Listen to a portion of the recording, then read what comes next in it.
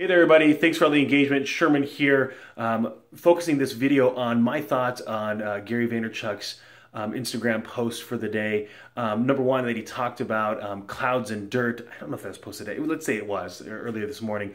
For me, I think of it like big picture and then understanding the details of your craft. And so it's understanding that, okay, why do I do what I'm doing? What is my purpose? Where am I going with all this? Especially if I'm an entrepreneur, why am I building this business? What's the point? And then even if I'm an entrepreneur, I'm an employee that likes to take ownership and control, but at the same time, I like where this business is going. I can really rally behind it and help build it.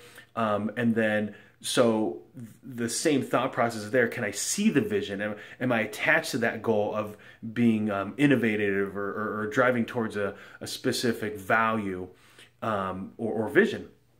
And the other one is understanding the dirt. And that's where I think a lot of times you need to be oftentimes like a practitioner, or you really need to understand exactly what you do. In my line of business, in financial services, it's really understanding people's finances. And most importantly, understanding the psychology of people when it comes to them making financial decisions. Because a lot of times it's more of an emotional conversation with them than it is actual dollars and cents, numbers. Obviously, you have the analytics, your typical engineers, your accountants that love the numbers and have the ability to detach themselves emotionally from different purchases on why they do things. And oftentimes they really have a very disciplined approach to paying off debt, saving for their future, putting kids through college, protecting their overall assets, protecting their overall liabilities from a risk perspective.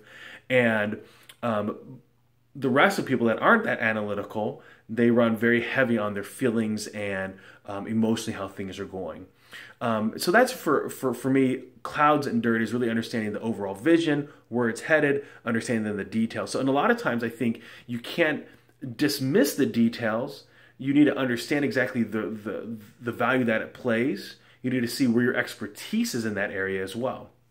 The next post that came up was talking about a lot of people call themselves entrepreneurs, but they're really not.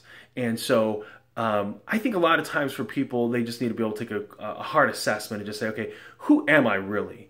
And what am I doing? I find oftentimes people, they get into certain businesses, or they decide to run a coffee shop, or they decide to just kind of do something because they didn't know what else to do. And so they didn't really take time to just take a step back, just not literally, just proverbially, whatever, you know what I mean. Figuratively speaking, take that step back and have an evaluation. Okay, where am I headed? What is the purpose of this? And where do I want to go with my career? And then I think once someone is really honest with themselves, they'll find that, yeah, they want to be an entrepreneur. Oftentimes I think they'll be really honest with themselves and say, no, I don't. I want to work with someone, more in a team, more intradependent, right? So I'm more of an intrapreneur. And then the last post that was recently posted up was talking about, I don't care about how much you sleep, I care about what you do when you're awake. And I think there's a lot of value in just assessing how we allot our time, and really having, it's not really time management as much as it is prioritizing the activities in each of those times. And so recognizing that you need to typically probably bunch up different activities in order to stay really effective with your time, instead of jumping onto an email, getting interrupted by somebody because they come talk to you, deciding to get up and go grab a coffee, coming back to that exact same email, rereading it again. Oh, what am I talking about here? Starting to type it out again. As you're rereading it, somebody else stops in and interrupts you, and then all of a sudden, next thing you know, that one email took you 45 minutes to actually get done. Very, very ineffective. I actually have an automatic replier on my email. For me, email is not an immediate. If you need to get a hold of me immediately, you call me on my cell phone. Email to me is like 24 to 48 hour kind of response rate. I have an automatic responder out of the office. It basically says, here's if you need to get a hold of me, call my cell phone. Here's where I'm going to be this week: Monday, Tuesday, Wednesday, Thursday, Friday. I'll try to get back to you. Not try, because that word just doesn't exist. I will get back to you within 24 to 48 hours. If it's urgent, again, please call my cell phone.